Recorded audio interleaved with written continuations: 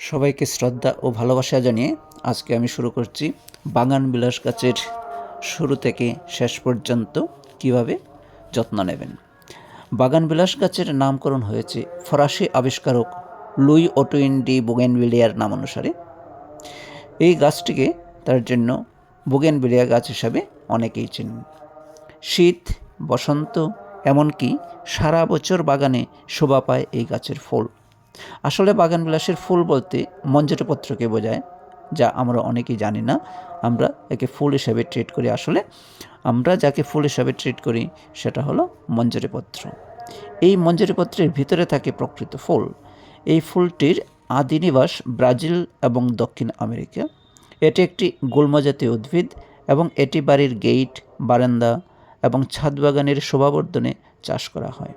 এছাড়া এটি পরিবেশের ভারসাম্য রক্ষা ও মানসিক প্রশান্তিতেও গুরুত্বপূর্ণ।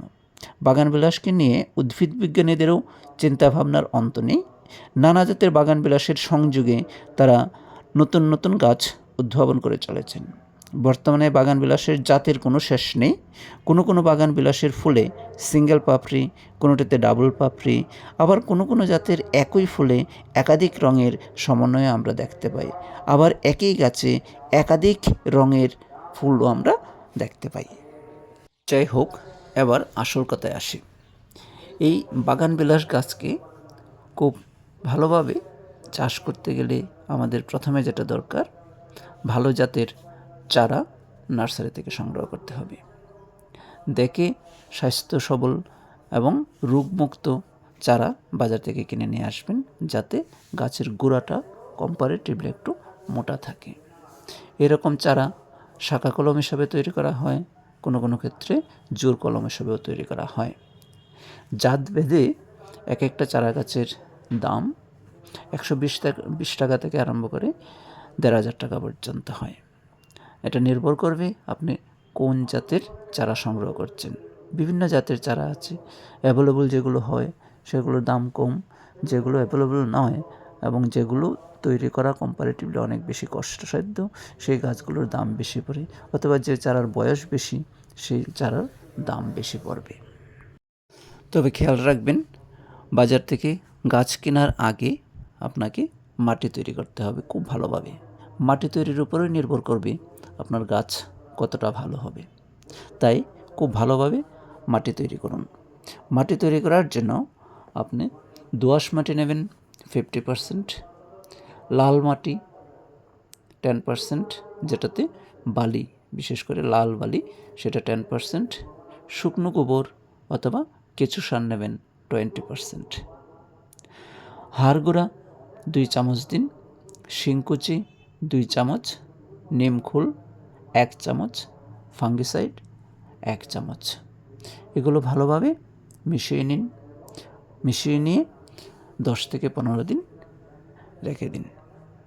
এভাবে যখন মাটি তৈরি হয়ে গেল, এই মাটিকে টবের মধ্যে নিন এবং বাজার থেকে কিনে নিয়ে আসা বোগেনভিলিয়া গাছকে ওই মাটিতে বসান। বসিয়ে ছায়া জায়গার মধ্যে রাখুন। অল্প পরিমাণ জল দেবেন, বসানোর পর অল্প পরিমাণ জল দেবেন। এভাবে কয়েকদিন ছায়া জায়গাতে রেখে দিন। এভাবে যখন টবের মধ্যে গাছ বেঁচে গেল, এবার কি করবেন, গাছকে সময় সময় খাবার দেবেন, মিশ্র খাবার দেবেন আর জল দিতে হবে। খেয়াল রাখবেন টবে যেন জল জমে না থাকে। যদি জল জমে থাকে তাহলে কিন্তু গাছের শিকড় পচে যাবে এবং গাছ মারা যাবে। কারণ স্ট্যাগন্যান্ট ওয়াটার গাছ সহ্য করতে পারে না। তার জন্য হাতে নিয়ে টবের মাটিকে হাতে নিয়ে দেখবেন যে হাতে ময়েশ্চার লেভেল কতটা লাগছে, ভিজা ভিজা ভাব কতটা থাকছে। যদি বেশি হয় তাহলে কিন্তু জল দেবেন না। যখন মোটামুটি শুকিয়ে যাবে মাটি, তখন জল দেবেন।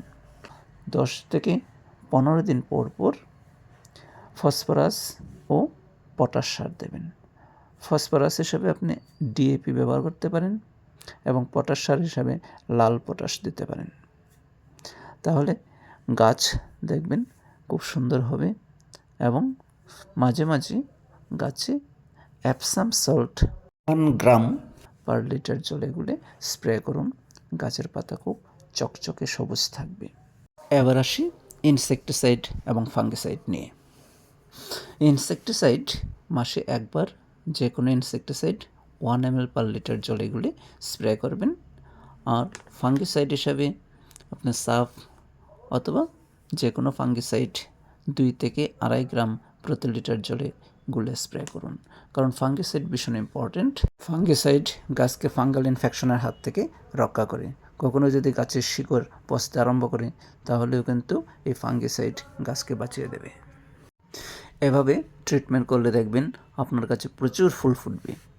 ভালো থাকুন, সুস্থ থাকুন, আবার দেখা হবে।